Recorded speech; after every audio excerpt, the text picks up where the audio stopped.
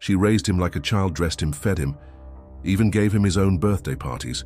But on that hot July afternoon, something snapped. The creature she called family became something else, something primal, something deadly. This wasn't a zoo. This wasn't a wildlife preserve. This was her backyard, in front of friends, neighbors, and livestream viewers, and when it was over, there was almost nothing left of Camille Thorne. This is the horrifying story of how a beloved pet chimpanzee turned into a killer. This is Welcome to the Animal Quest channel. If you're into shocking, true animal stories that expose the dangers behind exotic pets. Subscribe, now like, share, and join the conversation below before the next wild story breaks loose. Now, this is how it all began. Camille Thorne was living what many would call a dream life. 34-year, sold stylish, confident, and successful. She'd built a massive online following from the comfort of her suburban home in Lexington, Kentucky. But it wasn't fashion or travel that made Camille famous. It was Baxter. Baxter wasn't her child. He wasn't even human. He was a chimpanzee. Camille had adopted Baxter when he was just 2 years old, claiming he'd been rescued from an illegal breeder operating out of state. At first, he was small, clumsy, and adorable, just another cute addition to her curated online world. But Camille didn't just treat Baxter like a pet. She raised him like a child. Literally, she dressed him in toddler clothes, fed him at the table, and even taught him how to sit and smile. For photos, her followers couldn't get enough. By the time Baxter turned 5, Camille's page had exploded to over 800 followers, people fascinated by what they called the real-life Planet of the Apes. But cuter to her fans, she was an animal lover to her friends. She was obsessed. Baxter had his own room complete with a twin bed, a shelf full of toys, and a closet stuffed with matching outfits. Every year she threw him birthday parties complete with custom cakes, party hats, and guests. She once told an interviewer, "He's not a pet, he's myson." But not everyone found it charming. Neighbors began to worry. Some found it unsettling, the way Baxter would glare through the fence when strangers walked by. Others recalled hearing guttural screeches late at night, long after the lights were out. One neighbor later said she treated him like a son, but he was never really tame. And deep down, Camille knew it. Baxter was never meant to live in a house.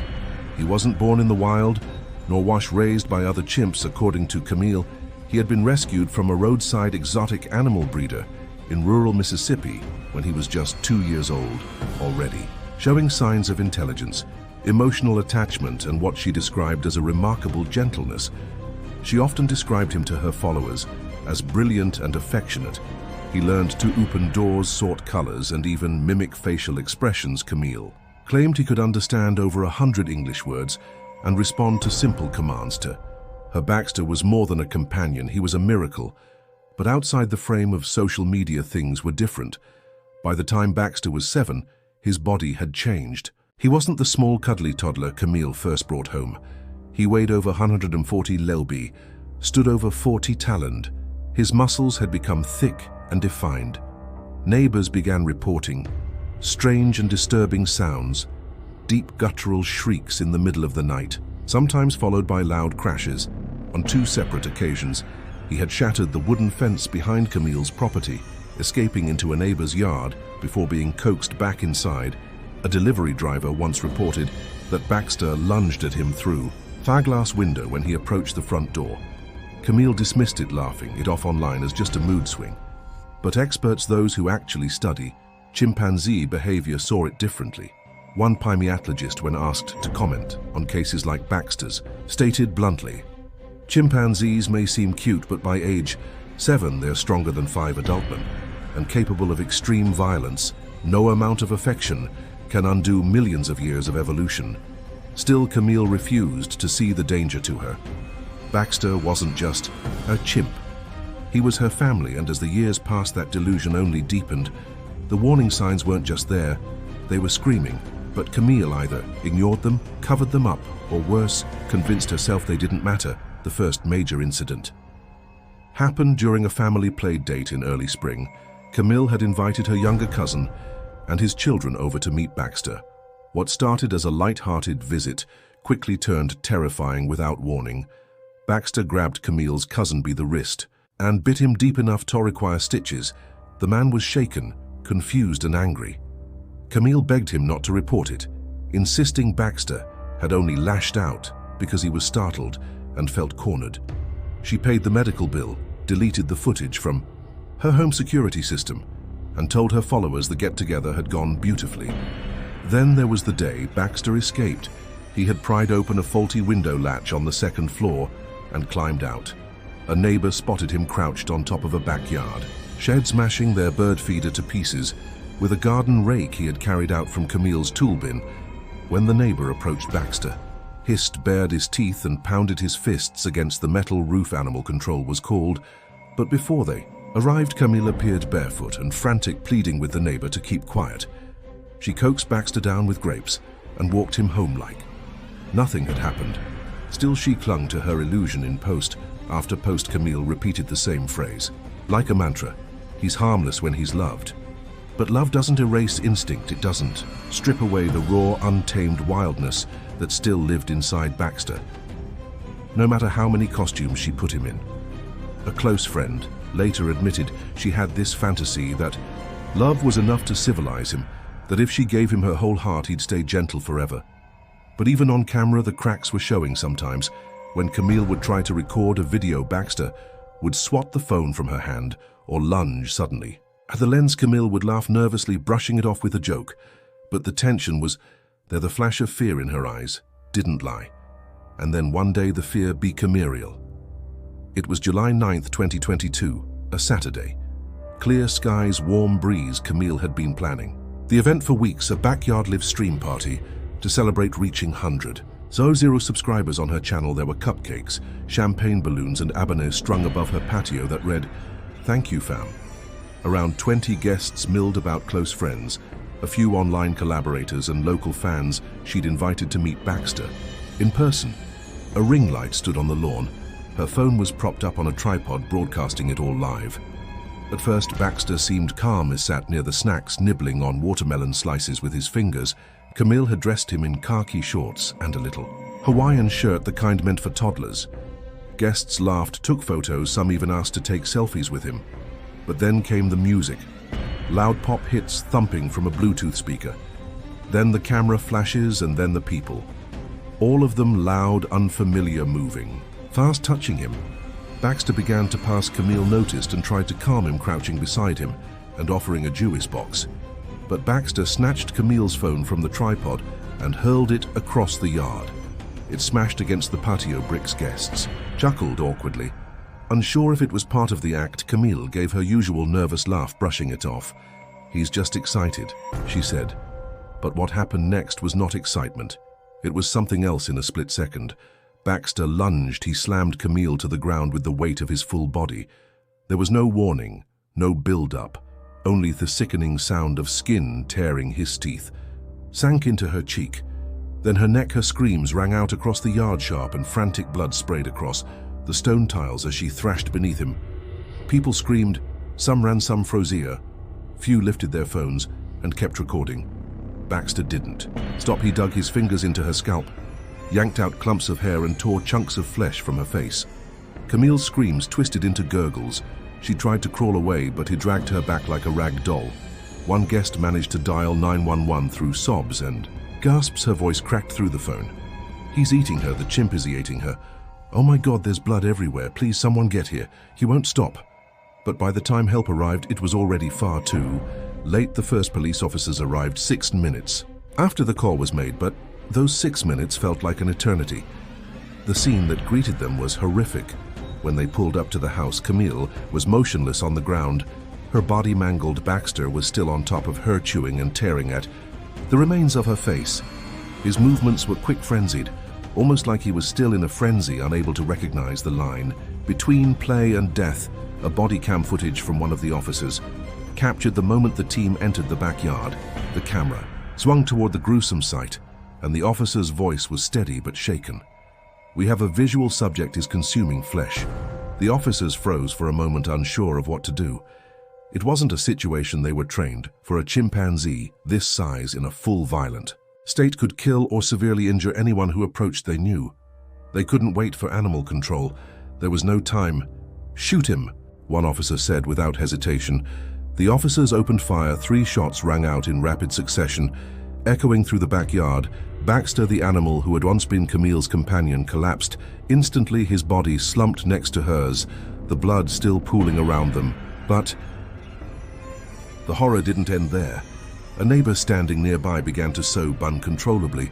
They raised him like a baby. She gasped between tears and headed like a monster. In that moment, there was no question of whether Baxter had been treated as a child or a pet. The truth was undeniable. He was wild, a force of nature that could not be controlled by affection or good intentions. The backyard, once filled with the sound of laughter and celebration, now fell silent, except for the sounds of the officer securing. The scene. Camille Thorne, the woman who had loved Baxter like no one else, had lost her life at the hands of the very animal she had tried so desperately to tame. When the paramedics arrived, it was already too late.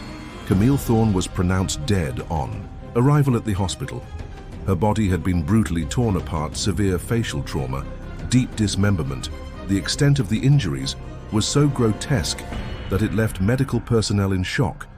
It wasn't just a tragedy, it was a clear indication of how wrong things had gone. The news spread quickly through the small town of Lexington. Neighbors who had once waved at Camille in the driveway now stared at the house in disbelief.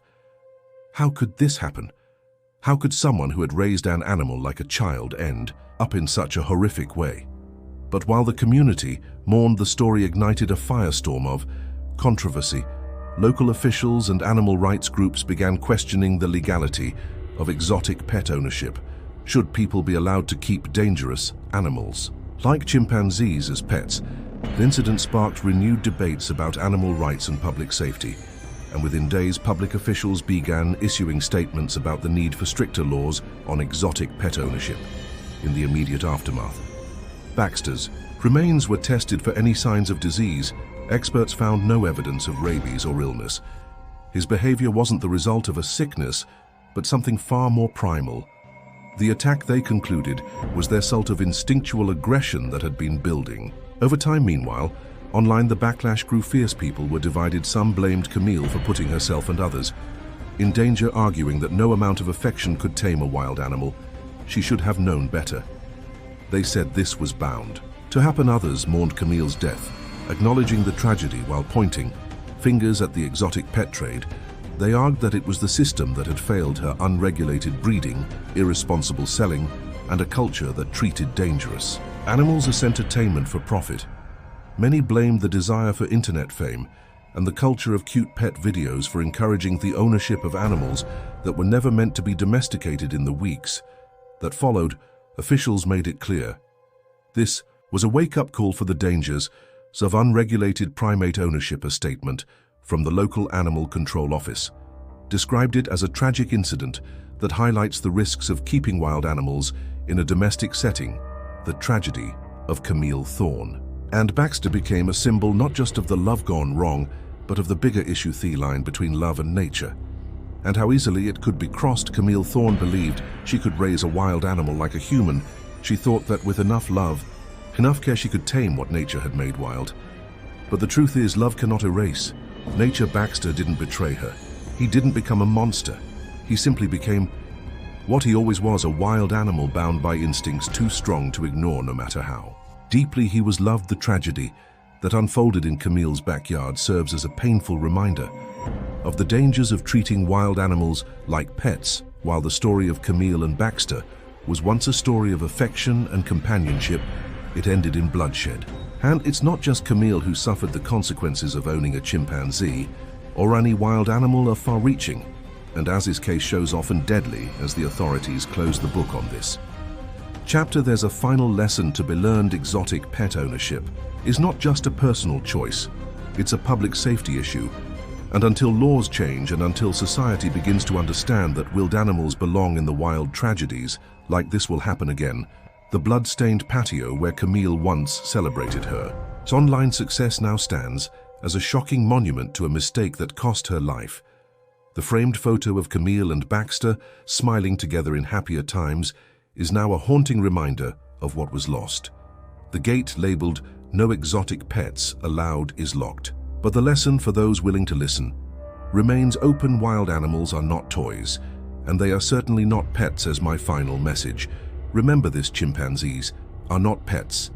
They are wild animals. Tragedies like this will happen again, unless we learn.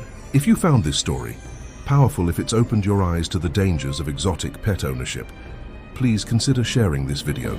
Subscribe to our channel for more stories that expose the harsh truths behind animal attacks, and hit the like button.